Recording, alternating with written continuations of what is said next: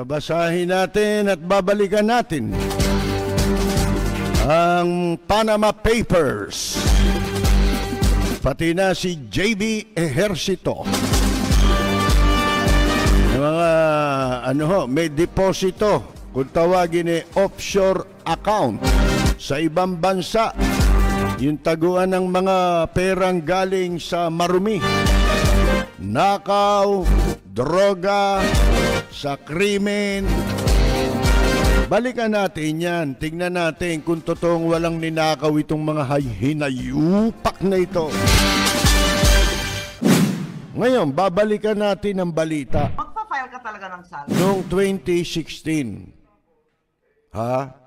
Ito'y lumabas sa pahayagan April 5, 2016. At ang pamagat po ay si Amy, 3 anak niya ay kasama na nakalista sa Panama Papers. Itong Panama Papers ay, ang naglabas po nito ay mga pahayagan sa buong mundo sa pamamagitan ng mga investigative journalists.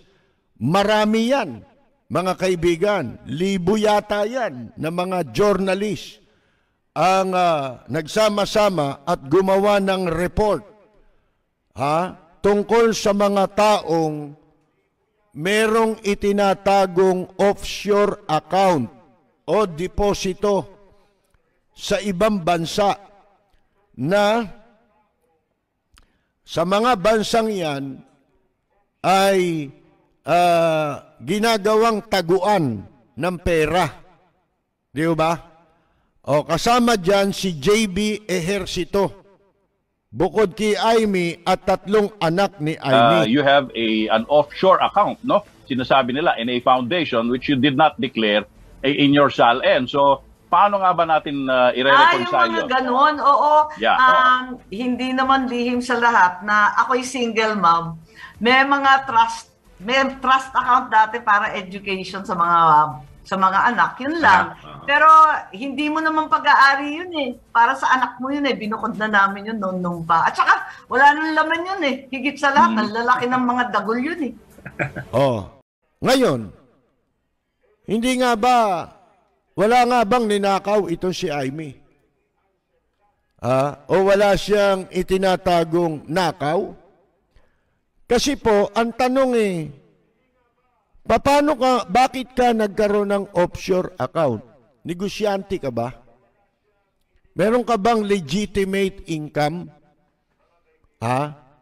Maliban sa, pati yung sinusweldo niya o kinikita niya bilang public official Di ba? Meron ka bang negosyo para makapagtago ka ng kayamanan dyan sa ibang bansa? Hindi ba? Although, ito sinasabi kasi walang batas na nagsasabing bawal ito dito sa ating bansa, na wala nagsasabi na bawal ka magdeposito sa ibang bansa. Wala tayong batas niyan. So, ipapalagay mo hindi bawal. Di ba? Hindi nga bawal. Pero ang tanong, saan mo kinuha yan? Di ba? Kailan ka nagbanat ng buto? Kasi yung public office, hindi naman pagbabanat ng buto yung ginawa nyo dyan Ngayon, tanong natin, di ba?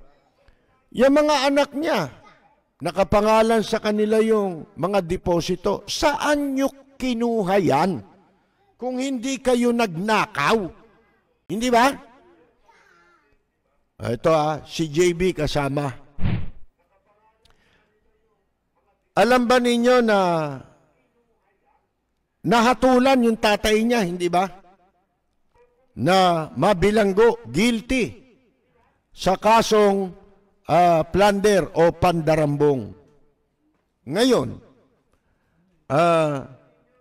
kasama po sa hatol kay convicted ERAP, mga kaibigan, ipinababalik sa kanya ang mahigit sa 4 na bilyong piso na kanyang dinambong. pinababalik kay ERAP. Kasama sa hatol yun. Ang mga hatol di ba? Habang buhay na pagkabilanggo, yun ang hatol sa kanya.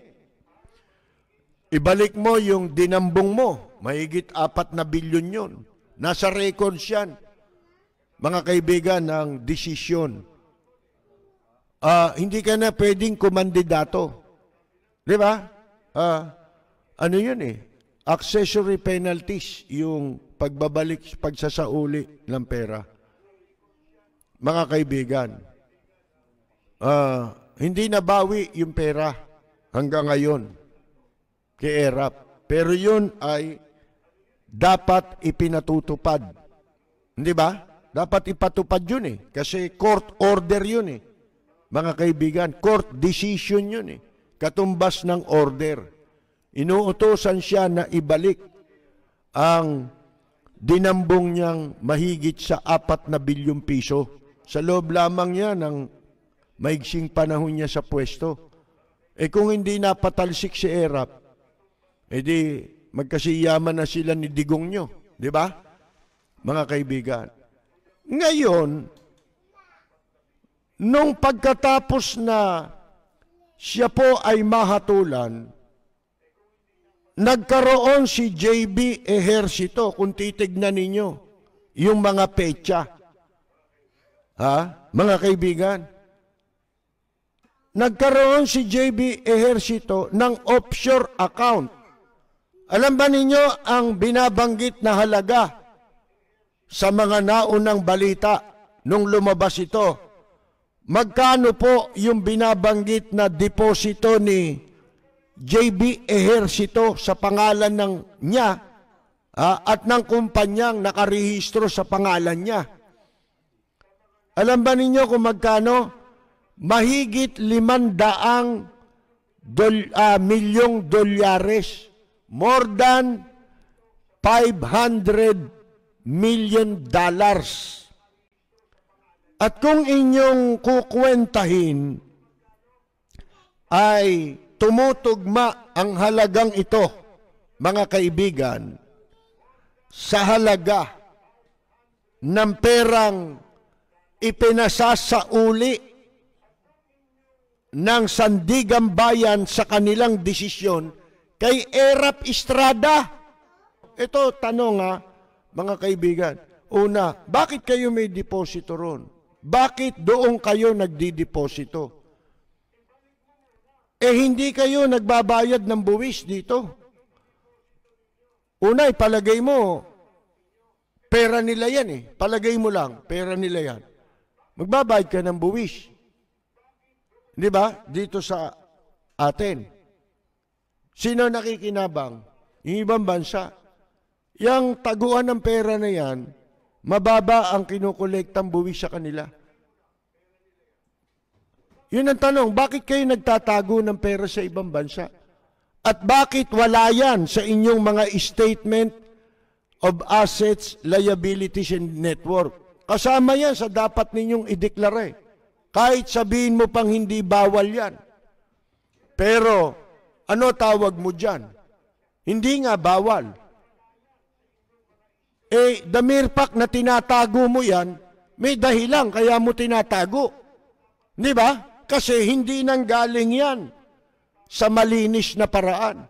Wala naman kayong mga negosyong lihitimo Nagkakaroon kayo ng negosyo pag nasa pwesto kayo hindi ho ba, mga kaibigan? Yan ang masama. Hindi ho ba? Tumutulong silang pabagsakin ang ekonomiya natin.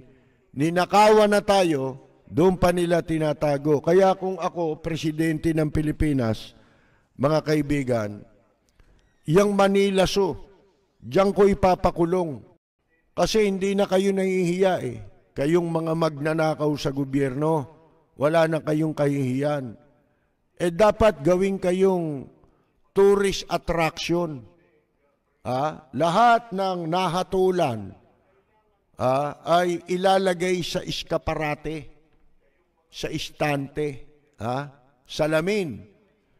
Ang mga turista, open for tourists, local and foreign, mga kaibigan. Para yun, makatutulong sa edukasyon ng tao yun para hindi makalimutan at makita nila ang kahahantungan ng isang magnanakaw na isang kahiyahiyang kalagayan. Ang ikaw ay magnakaw sa pamahalaan. Mga kaibigan, halimbawa, magbubukas na ng alas 10 ng umaga. Di ba merong mga museum, di ba? Mga wax museum. Wax na lang yun eh. Di ba? Magbabayad ka rin, di ba? Ito, mga magnanakaw ang ilagay mo, dun mo sila ikulong. Makikita mo, nakaupo si Erap doon, tapos merong mga nakasulat sa ibaba, di ba? Ito si Erap Estrada, ousted president and convicted plunderer. Magkano ninakaw? Ito, nakulong, sa nagnakaw, yan. At saka ito pa isang gagawin ko. Kung ako magdidesisyon, magkano ninakaw nito? Ninakaw nito'y 4 na bilyong piso. Ganun ba? Ibigay mo sa kanya yung 4 na bilyon, pero i-demonetize natin. Di mag-iimprenta ka ng katumbas nun. Di ba?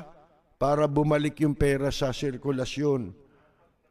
Yung perang ninakaw niya, katumbas, tatakan mo na demonetize na. Hindi na magagamit. Nasa piling niya yung pera. Ano kaya pakiramdam ng isang magnanakaw na nasa iyo yung pera na wala nang halaga? Di ba? Wala na eh. Demonetize na yung pera mo eh. Nag-imprenta na ng katumbas no na halaga. Mga kaibigan. Hindi ho ba? Ganon. Kasi mas masakit yun. Nakikita yung pera, hindi naman nila magamit. Sige, gusto mo, pamigay mo sa pamilya mo yan. Hindi na magagamit ng pamilya niya. Kahit ibigay niya. Halika, ito pamamana ko sa'yo. Si Gadong nga, minumura kayo eh.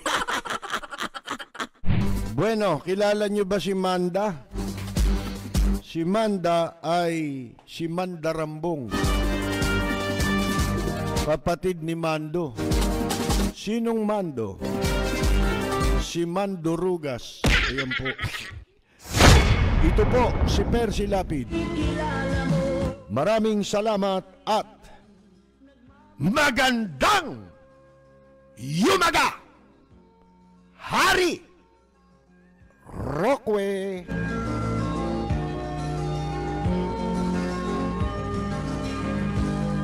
Ang bayan ko'y punong-puno ng yaman.